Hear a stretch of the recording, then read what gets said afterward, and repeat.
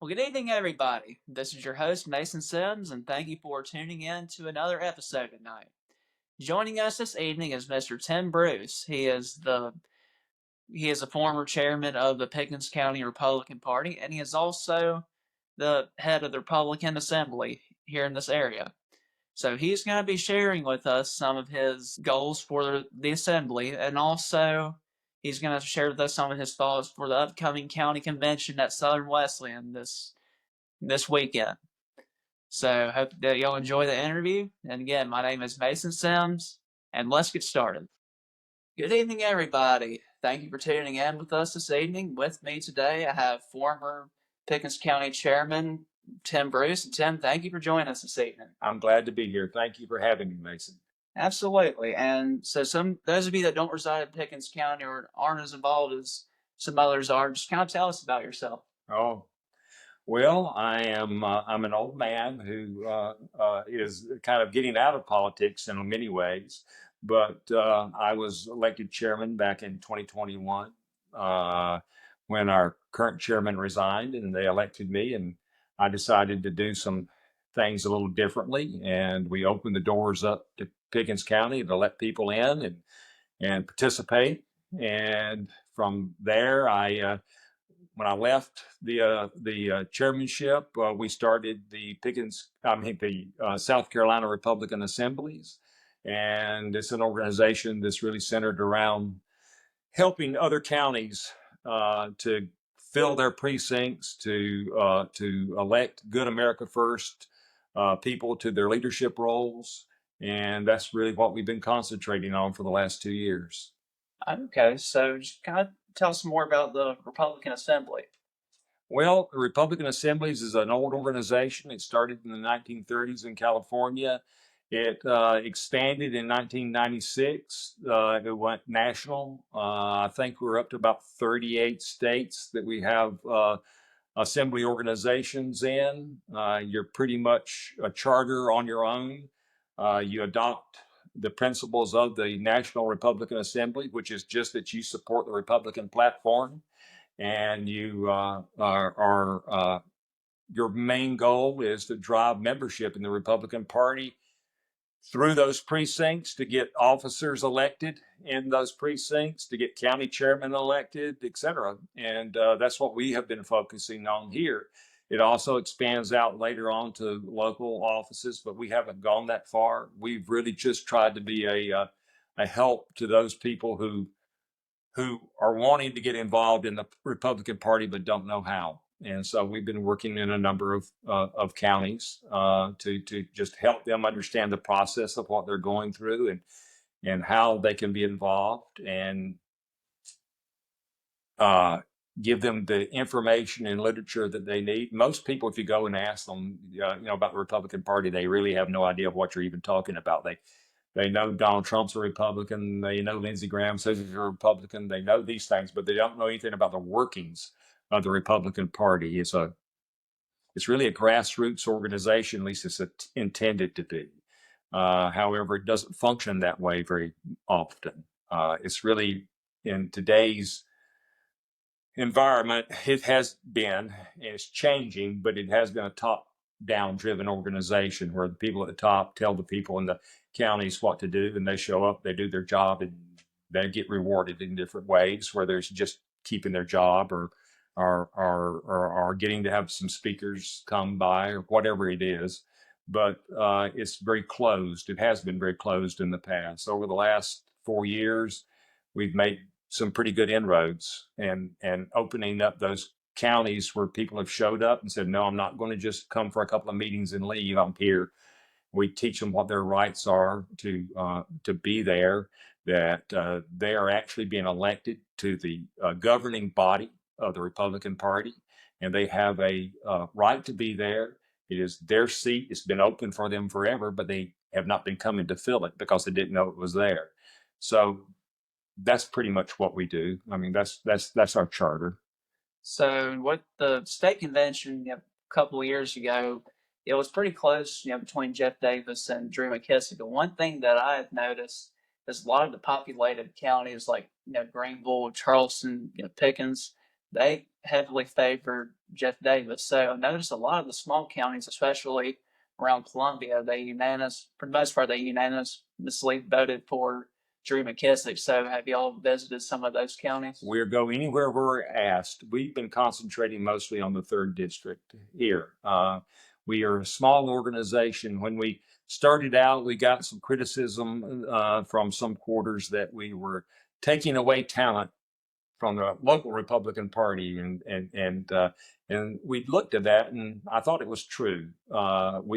Some of the people that we were taking were good people to be future leaders in those parties, and it just felt like a reasonable criticism. So what we did is we pared back, and we just wanted to pick a small group to concentrate on. So we concentrating on the third district in those counties, and we've had some success. I mean, we're not going to flip them all, but we've started some plants growing in those areas, and now we're watering them and trying to help nurture them and just see what grows from there.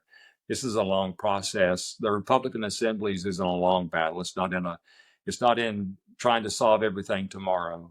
We believe that we got into the mess we're in over decades. It's going to take decades for us to get out of it. So we're not looking for quick successes. We're just looking to get the seeds planted and getting people to understand that this is their party. It belongs to them. It doesn't belong to the donors. It doesn't belong to the big corporations. It belongs to we the people. Exactly right. That all starts down at the ground roots. Yes, it does. So, with the county convention coming up at Southern Wesleyan this upcoming Saturday, what are your thoughts on that and how it will turn out? Well, I wish I knew how it was going to turn out. It seems to be fairly evenly divided between actually two groups, and then it appears there's going to be a third group potentially running. I don't know that for sure, but it's a possibility. I really don't know who wins. We've got to find that out. We've been campaigning hard, and as everyone probably knows, I support Kathy Davis and her team. Kathy brings a lot of fantastic qualities to the chairmanship here. She's got a long experience of working in the Republican Party. She was president of the the Silicon Valley Republican Women's Group out there, and she grew that from 30 members to 300 members. Doing that in California and in Silicon Valley, I think is quite an achievement. She can do that here. I can't wait to see I can't wait to see what she can do here. She shares my idea that if we grow the party, if we fill the precincts with activists, that the issues that a lot of people worry about will take care of themselves. We'll have plenty of people to be candidates for office. We'll have plenty of people holding our elected officials to accountability. The issues that some people want to just concentrate on will take care of themselves. We lack those activists right now, and we can get them. They're there, but they want to be a part of a growing, productive group. And today, I think they're mostly props all over the whole state and in most counties. They want you to show up to vote when you're told to, and they want you to come to a speech, or when a candidate is coming to town, they'd like for you to show up and show your support, and they want you to go away. And so we're trying to do something very different and make people understand that they're the ones in charge. And the Republican chairman in each county and the state Republican chairman all answer to us. We just have to convince enough people that that's really the case. And I think everything will take care of itself. I agree with that 100%. That's one thing I want to say too, is that, a lot of people, disagree what David Cox says on the American movement. But the one thing I will say I agree with him on is that It seems like now the Pickens County Republican Party, they're just going out, just finding anyone that's willing to run. Then they tell those members too, like, this is who you're going to vote for. This is who we said to vote for, and if you vote for anybody else, then you're out. One other thing Kathy and I agree on is that the chairman of the county party is not is not a ruler. They're a coordinator. So they need to be coordinating all the different groups within Pickens County or Anderson County or wherever to work together. And you cannot do that if you are calling out people and telling them they're not real Republicans. We'll eventually need virtually every group. We've got to find the common ground and work together on those things. And we can fight internally on the other issues and understand that at the end, we still should have more we agree on than we disagree on. But there's always going to be people who want political power. They don't like the way you're doing something. They want to do it differently. And that's just normal politics. But we've got to have chairmen that can bring us together when we need to come together. And I think Kathy will be able to do that. Well, that's great to hear. Yeah, that's one thing that when I think Andrew Mullinax he had mentioned that there does need to be a Pickens Republican Club, which I mean those are those people's rights if they want to do it. And I like Absolutely. Yeah, I like the only issue with it, let me just say Yeah. it. So the only issue with this is it was formed to work against when I was elected. Right. The only issue I have with it is not that it exists, is its name. Yeah. So the name was given to it and a logo that was given to it, is my understanding by the state, was meant to confuse people, in my opinion. And so I have no problem with the Pickens County Republican Club, except it's a little too close to the Pickens County Republican Party. And it violates rules that the state has. It actually, you're not supposed to name another organization within that area that you charter as a state with that geographical name. So you don't want to have the Pickens County Republican Club when their Pickens County Republican Party's there. So that's my argument with them. And really, I don't have any other. Yeah, the names are awfully similar. It just has a club next to it. Right. Yeah, another thing too is I try to avoid, gossip and hearsay if I can, but I've heard from a lot of reliable sources throughout the county that I believe it was people said that Neil Garrett were saying that you were creating a kind of quote Yankee liberals from the Cliffs communities. Which at first it doesn't seem politically correct because just because you're from up north doesn't mean that you're liberal. Well, a couple of things. I really, whoever I let it, I can't let anyone into the party. I can't deny anyone. I'm not the chairman anymore. And I wouldn't deny you even if I were the chairman. I want people to join this party. I have a philosophy personally that okay, let's take Holly Springs, for example. We have now this year, and I'm just thrilled with it. We have 38 members. That's fantastic. I think we're the biggest probably precinct in the state, more than likely, but I know we're the biggest precinct in the county, and I'm proud of that. And I've met these people, and they're all wonderful people. I think the world of them, and I'm grateful for them for coming out. If you feel like that there's a group of people that is coming in, and you're afraid of them, you're afraid they're going to have some kind of impact on your county party, then my suggestion is you get out and you work and you try to recruit more people that you feel comfortable with then. Right. But we're going to have an awfully small party if we only have people who were born here. Yeah. By the way, we'd have to get rid of our present chairman because he was born in New Jersey and grew up there and then lived in Oregon and moved, I believe, from Oregon or Washington to here. Didn't he live in Idaho too? I think so. And then we have absolutely wonderful lady who I love to death, who is our actual first vice chair. She was born in Mexico, moved to California as a little girl, and then came from California to here. And there's not a better Republican in the country than she is.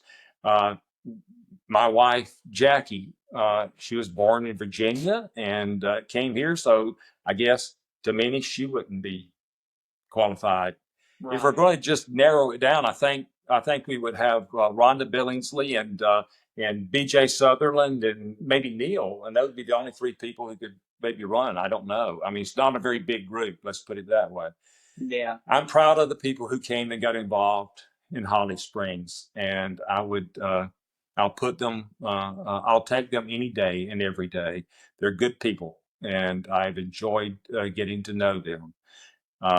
You know, I want to remind everybody. By the way, they make this assertion about the Democrats because one of the members kind of tweaked them a little bit on the way up there. Said, "Yeah, how the Democrats having a little fun," you know. Yeah. Um, but I'll remind you that the president of the United States today was a longtime Democrat from New York City.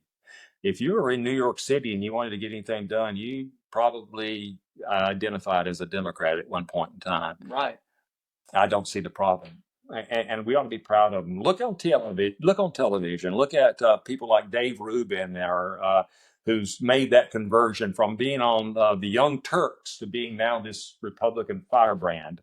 Look at Tulsi Gabbard. There's so many people that you could criticize that way, but I'm just glad that they're on our side. I think Republicans have to get used to winning.